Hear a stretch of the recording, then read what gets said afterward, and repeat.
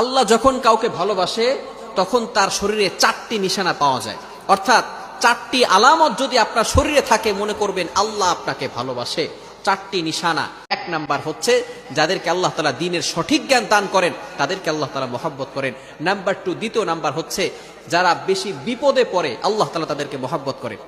যার শরীরে দেখবেন একের পর এক বিপদ আসতেছে, অসুস্থতা আসতেছে, বারবার বিপদ, একের পর এক বিপদ, একটা বিপদ যাওয়ার পর পরে আরেকটা বিপদ আসতেছে, আপনি হতাশ হবেন না প্রিয় ভাই।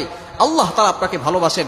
এই কোটি কোটি মানুষের ভিতরে আল্লাহ তাআলা আপনার প্রতি ফোকাস করেছেন, আল্লাহ তাআলা আপনাকে ভালোবেসেছেন বিধায় আল্লাহ পাক রব্বুল আলামিন আপনাকে বিপদ দিয়েছেন। মনে রাখবেন নবীদেরকে আল্লাহ তাআলা বিপদ দিয়েছেন।